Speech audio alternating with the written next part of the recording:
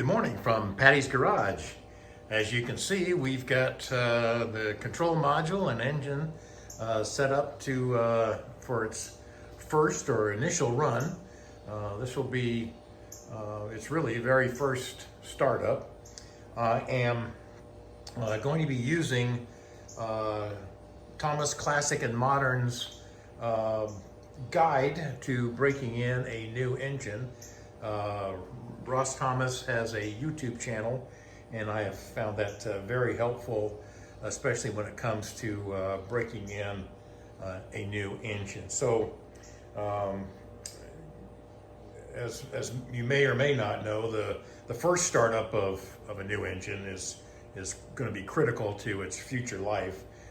So often, I'm hearing the experts talking about how you can, if you don't do it properly, you can wipe out your cam.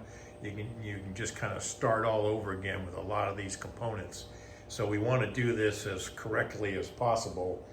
So I have, we've got the Driven BR30 break-in oil. That has been, sump is full, the oil filter is full to the spec amount. And so the very first thing that we want to do is build up oil pressure. So in order to do that, we want to make sure that our, over here on our switch panel, that our fuel pump is disabled, ignition is off, and we're going to begin with some short bursts of the starter motor, 5 to 10 seconds, and we're going to watch for oil to be built up on the oil pressure gauge.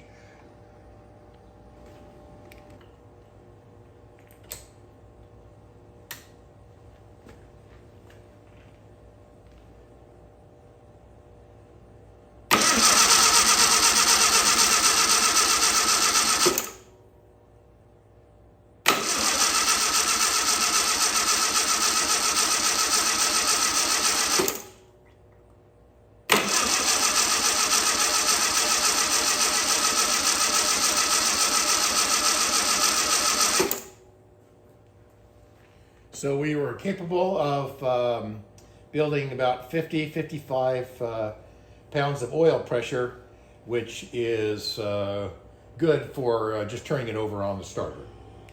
Now that we know that we have sufficient oil pressure on cranking, we want to make sure, just want to make a note that we do not have coolant in the radiator, and the reason for that is we want to just at this stage get it started, bring it up to temp, go back, retorque the heads, readjust the valves before we begin the real run-in process. So to that end, we're going to attempt to start the engine. We've got fresh non-ethanol fuel in the tank. Spark plugs are in. We've got the oil. We've got the coil and fuel pump are all hooked in. These have all been wired in. They're controlled by these switches. So basically all we need to do to activate those is to flip these switches on the control panel. Ideally, what I want to do is to adjust the timing in order to attain starting. We're at, when I did my static timing, we were at 10 degrees before top dead center. We have disconnected the mechanical advance at the distributor, and so we are strictly, we disconnected the vacuum advance on the distributor, and we are operating strictly with mechanical advance. So we'll be running this at 2,000 RPM. I'll be using my timing light to give me my RPM reading, and at that point we'll try and check if we get a good start. We'll try and check the revs, keep them above 2,000 RPM, and ideally what we're looking for is approximately 20 to 22 degrees of advance strictly from the mechanical advance in the distributor. At the same time, I'm going to be activating the air-fuel ratio meter.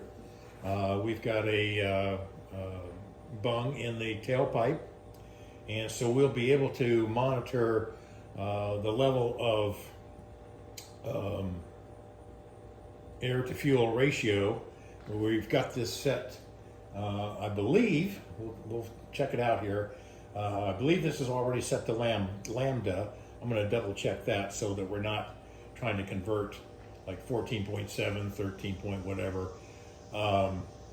So we're going to be strictly working with lambda as we move forward. Our oil pressure gauge has returned back down to 0. We're going to turn on the air-fuel ratio gauge.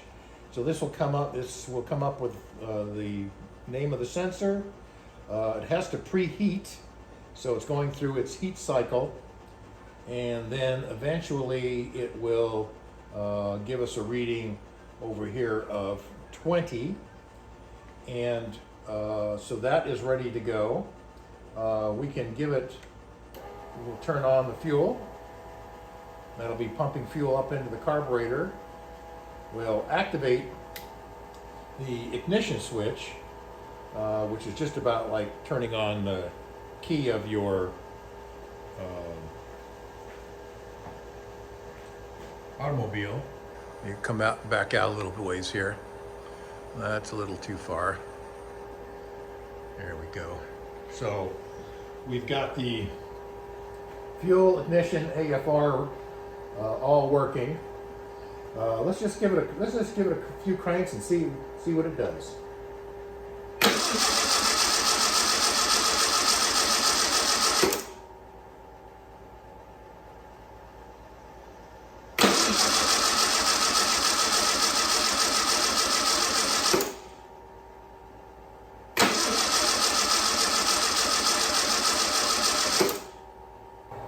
All right, let's give this one more go here.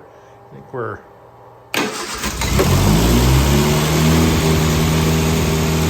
right, at least she's running.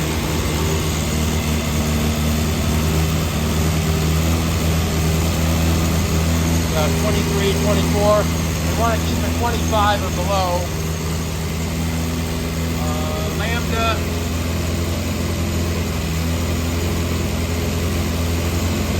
Blinking around there, 1.3, 1.5. Oil pressure, got about 70.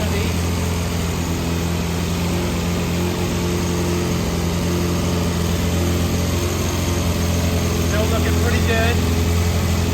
All right, we're gonna give it a shutdown. All right, that's a big thumbs up for this kid. All right. So we're just going to make sure this is up to temperature. Where have I got my heat gun here? Where am I at? I'll put it right over there by spark plug number 1. Okay, we're at about 163. I think back here maybe a little hotter. Whoo, hot back there. Now remembering that we got we have no cool. Well, you can see it. Let me jump in there. You can see we got a little bit of steam coming off the back, so that's plenty warm. So we're going to let this thing cool down. I think Thomas Classics basically says let it cool down overnight. That'll let everything all cool down. Reset the tappets, retorque the head, get this filled up with antifreeze, and hopefully tomorrow we will be doing our actual run-in. I'm going to check my lambda reading here. I may need to possibly richen that up just a hair. I'd leaned it off for this test because I didn't want it flooding gasoline in, and I think that's where I can maybe turn it back a flat or so and dial that in. And remembering that we're at 2,000 RPM. Yeah, 2,000 RPM, and we're not running at idle. Our idle mixture is where we really want to kind of get this thing dialed in eventually. But so we're going to let it cool down, readjust everything, and then do our test bed in tomorrow.